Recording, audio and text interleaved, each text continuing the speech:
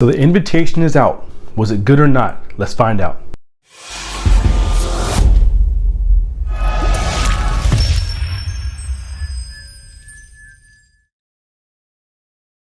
What's up, everybody? This is James Brown. Thanks for joining the Glass Horror Channel, the best horror channel here on YouTube. And just last night, I went to go see The Invitation.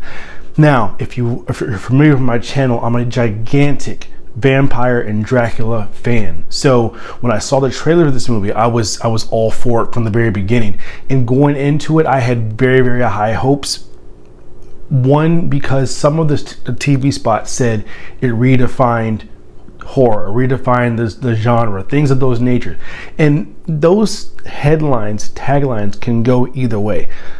Some of them deliver, some of them don't. Either way, since this was vampires and Dracula involved, I was excited. Now, I'm not going to talk about anything you couldn't deduce from the trailer. One of the issues with this movie was the trailer gave away everything. It gave away a lot of the movie. But anyway, I'm getting ahead of myself. So, in the trailer where it mentioned Jonathan Harker and Mina Harker, I'm like, okay, this is definitely going to be a Dracula movie. I'm here for all things Dracula. So I was very excited going into it. Started watching the movie, and they mentioned Carfax Abbey and other things that were mentioned in the novel of Dracula. So I was very, very invested. Now, I went to go see it with my brother and was very excited. And the movie was not good at all. It was a bad movie, probably the worst movie of 2022.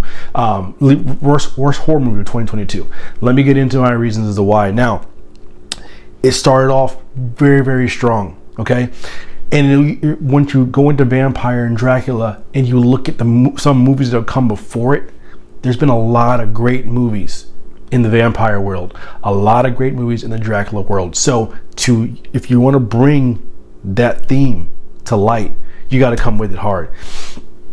Now, we know that the story of Dracula, he's always trying to win over a woman and eventually make her his bride. In this case, again, from the trailer, you can see that the same thing was happening. The movie was slow, but I thought it should have been slow because the main woman in the movie, she was very street smart and she wasn't easily influenced and she wasn't easily manipulated. So it had to be slow to show how she slowly let her guard down with Dracula.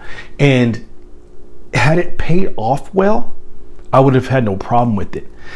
The final act was horrible. The moment that they revealed what they actually were, everything after that was just bad. It felt rushed.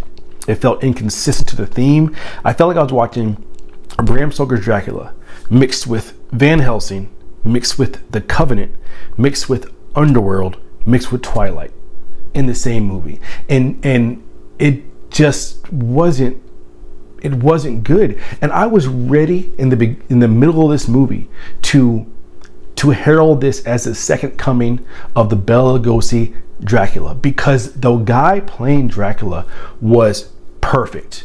He was very, very close to Bela Lugosi's and Gary Oldman's type performance. He was very, very eloquent, and just carried himself like Dracula. And some of the scare scenes leading up were well done. It was enough to carry on and still have you watching, even though there's a lot of low points. There was enough of those high points thrown throughout to keep you engaged. So I was ready to crown this movie as something great. And the final act came, and the final act being, it'd be one thing if the beginning and middle were go, and then it ended bad. But because it was slow, and I'm thinking it's slow because it's gonna build up to this great climax, and it didn't, the entire movie's bad. I hate to say it. And you know, if you follow me, I don't really go in negative on a lot of horror movies. I try to find the positive in them, but this didn't have a lot of them. It just didn't. And again, the trailer gave away a lot. There were certain things in the trailer that had they not showed, that you still would have wanted to see the movie regardless. But had they pulled back on some of those things, for instance, when the main character cuts her finger and the woman who named Veronica in the movie, sucks her blood, that didn't need to be in the trailer. You have the invitation, and the I, or the T in the headline is shaped like a fang. There's enough to let you know what you're going into without doing something like that. And I think it would have, had that been left out, then when it actually happened on screen, it would have been more meaningful and would have been a little bit more powerful.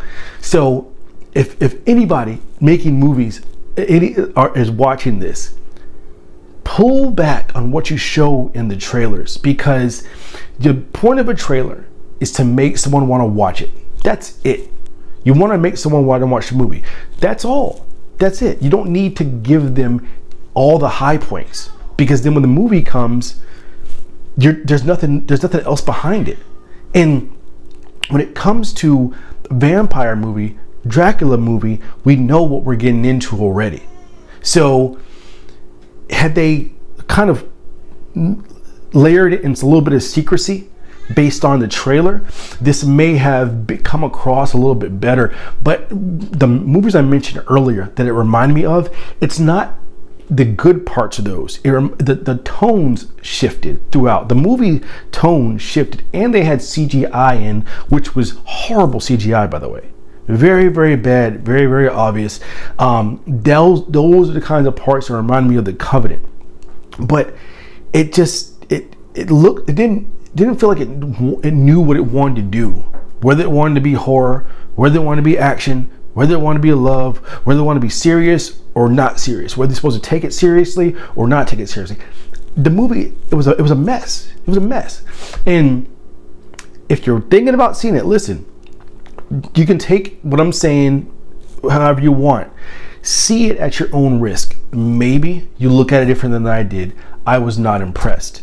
My brother was not impressed. The people beside us also were not impressed. And we all said the same thing. It was good or watchable up until the final act. The final act didn't pay off what we had to go through and the lulls we had to go through to get there. So for me, it's the worst movie I've watched in 2022.